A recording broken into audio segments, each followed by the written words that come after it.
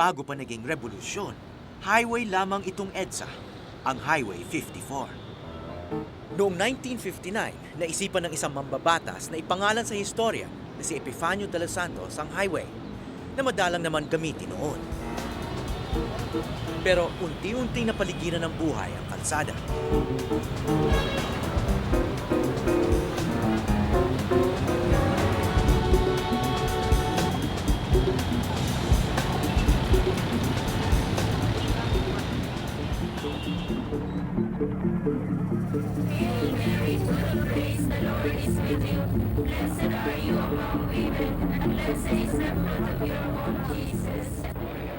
Sa isang iglap noong 1986, milyon-milyong buhay ang nabago ng EDSA. Hanggang sa maging paborito na itong tambayan ng lahat ng nais mag-alsa. Kabilang ako sa mga malalanggam na Pilipinong nagrally ng 4 na araw noong unang EDSA. Umabot ang 2 milyon ang langgam, kaya't nakayanan ng pagbubuhat ng mabigat na bato. Tulong-tulong na nagawa ang tila imposibleng pagpapatalsik sa diktador.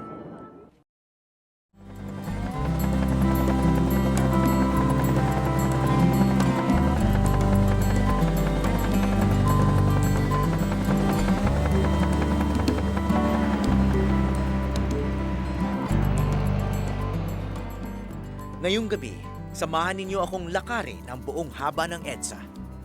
Sabay-sabay nating tuklasin kung ano na nga ba ang naabot ng sambayanan at kung ano pa ang pwede nating marating.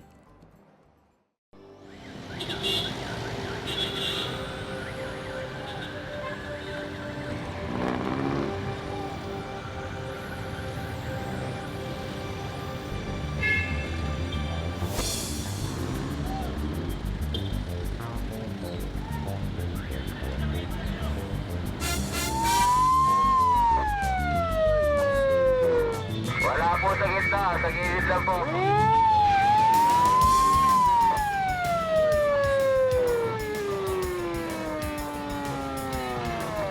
Kaya bati lang po yung mga baster. Bati lang po, walang po tayo sa gitna.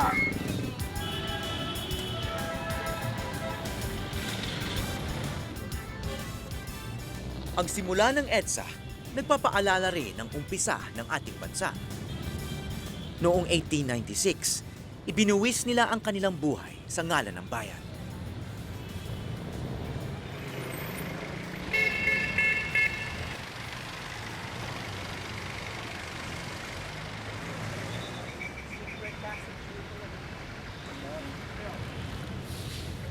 Gusto namin baybayin yung EDSA eh.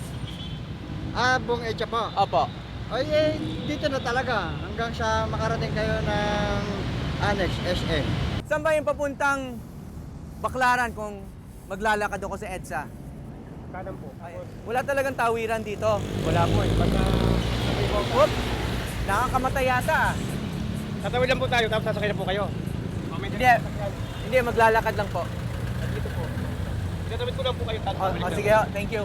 Hop, naku. Delikado pala rito. Thank you, thank you.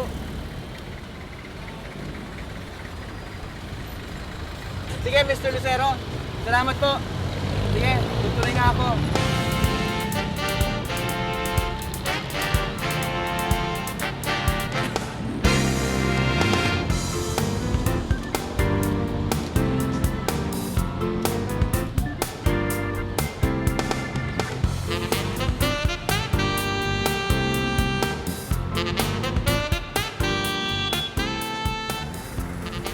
Aalis na tayo ng... Saan kayo pupunta? Sa trabaho ko. Saan ang daan nyo? Dito papuntang SM West. Kasi nabing EDSA? Saan ba yung papuntang EDSA Shrine? ano, bigay ng bus. Hindi, kung maglalakad. Maglalakad, malayo.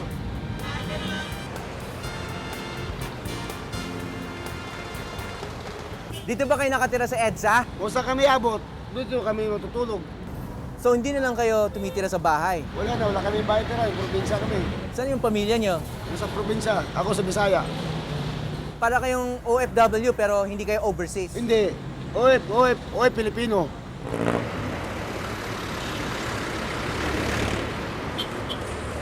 Walkable city daw is a healthy city. Dahil ang EDSA hindi masyadong walkable, hindi rin siya siguro healthy.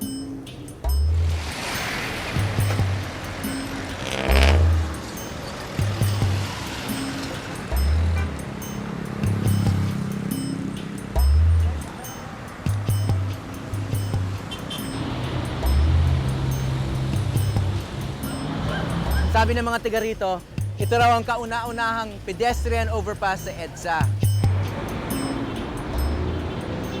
Sa Balintawak, hinimok ni Andres Bonifacio ang mga kababayang ipaglaban ng kalayaan. Hindi mo akalain na dito nag-umpisa yung ating bansa. Ngayon, tambayan na raw ito ng mga adik ng rugby. Malaya na nga tayo ngayon. At malaya pang nakagagamit ng droga ang marami para matakasan ang realidad. Anong pakiramdam pag nakakaganyan ka? May kapangyarihan, siyempre. Kilala nyo ba yan? Opo. Bonifacio. Oh, sino siya? Sino siya? Bayani. Bayani.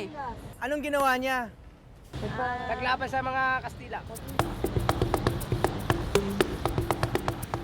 Ang iba naman, malayang manakit ng kapwa.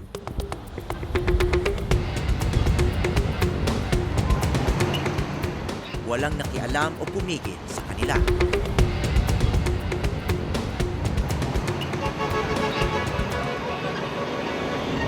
Kasalukuyan, nakikiusap pa tayo na makapasok hanggang doon sa malapit sa toll booth, no?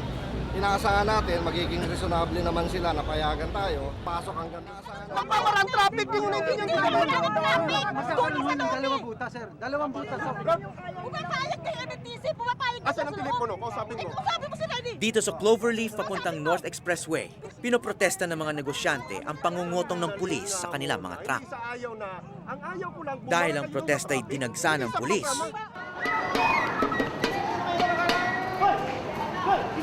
Napag-initan pati ang mga tahimik na sumisilong sa ilalim ng EDSA.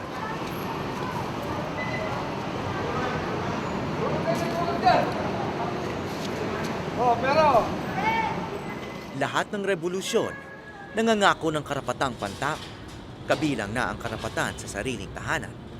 Pero hindi pa ito umaabot sa nakararami. Magtiyaga. Baka po na, lipat-lipat. Mag-tis-tis. Palipat-lipat lang. Oo, palipat. So okay lang. Okay lang. Baka kaya hindi na revolusyon ang tawag sa nangyari noong 1986, kundi isang revolt na lamang.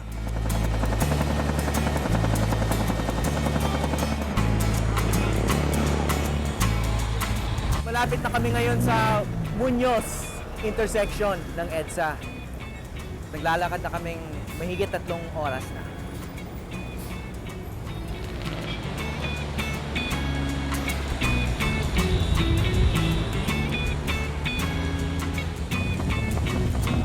Sa panulukan ng EDSA at West Avenue, matatagpuan ang SM City. Ang kauna-unahang higanting mall sa siyudad. Mga mall na ang bagong pasyalan ng mga Pinoy.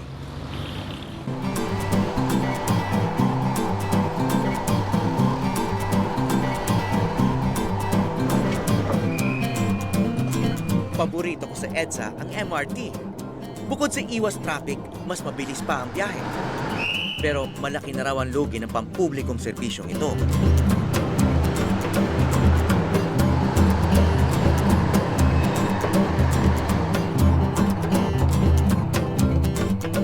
Noong 1896, mga nobela ni Rizal ang nagbukas ng isip ng mga revolusyonaryong tulad ni Bonifacio.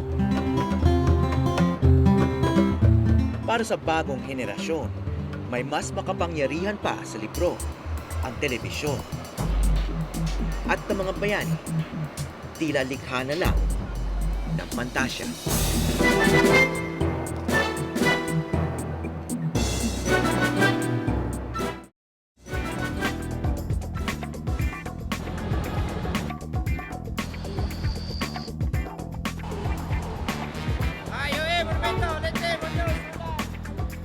Mula pa noon, isa na sa pinakaabalang lugar sa EDSA ang Cubao.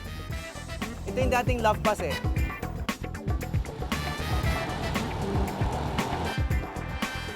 Nakilala itong shopping at entertainment center ng umuusbong na middle class. Ang silangan nito patungong Marikina at ang kanluran na may papuntang Maynila. Noong 1970s at saka 80s, naalala ko, isa sa mga pinakapopular na sinihan dito, yung Act Theater. Pero ngayon, mga tinda-tindahan na lang siya. Abandoned na yung theater mismo. Bawat tao may kanya-kanyang direksyon at tila walang pakialaman sa isa't isa.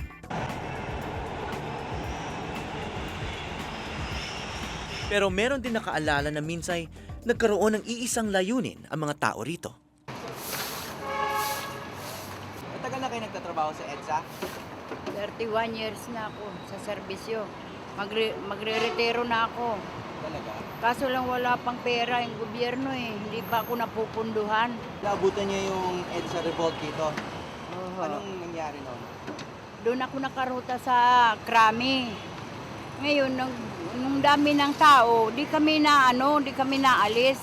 Nandun pa rin kami kasi may nagbibigay ng mga pagkain. Kaya hindi kami umaalis dahil nakapundo lang kami doon dahil ang basura. Pero matapos ang people power, halos wala rin daw nagbago. Hanggang ngayon, nagsasuffer kami. Baka bukas makalawa makikita rin naman ninyo kami sa EDSA.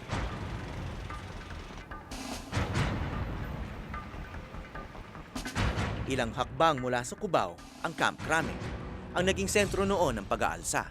Nasa loob si General Ramos noon at tumawid si Enrile mula sa Camp Aguinaldo papunta rito para dito sila magsama-sama.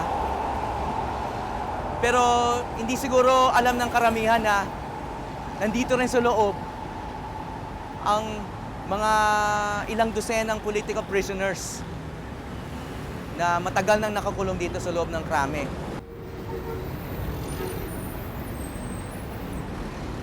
Basta. Ito. Nagkita tayo ulit sa Krame.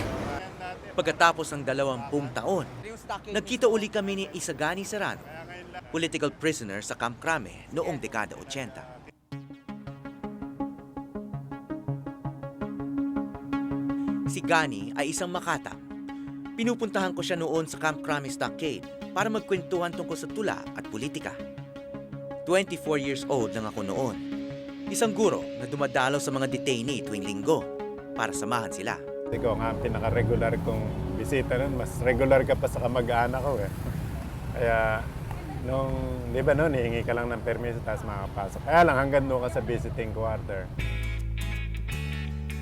Dito ako pumapasok sa main gate. Oo, dyan, tapos dire-diretso na ako hanggang stockade. Tapos doon, pipirma lang ako. Hindi ka na dumadaan dito sa ito. Saan? Saan yung stockade dati? Ito. Alin? Ayan ang puti. Sinabi sa amin, hindi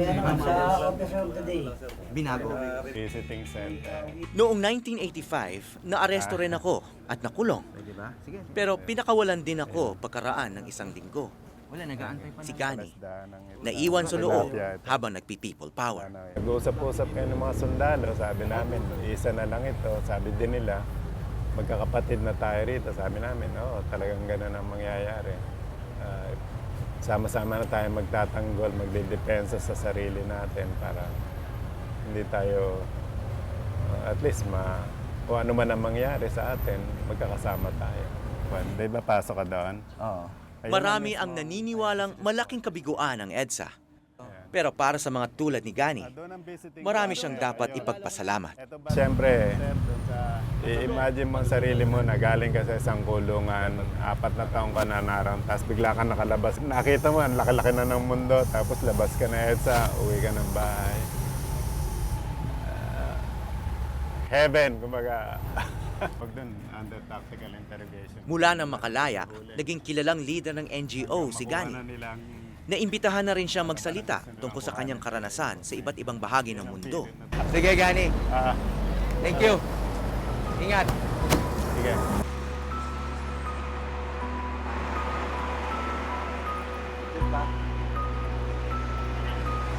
Ako rin nakinabang sa biyaya ng EDSA. Pagkatapos mapabagsak ang rehimeng Marcos, nakapasok ako sa media na naging malaya na rin sa wakas. Pagkaraan ng 4 na dakilang araw na iyon noong 1986.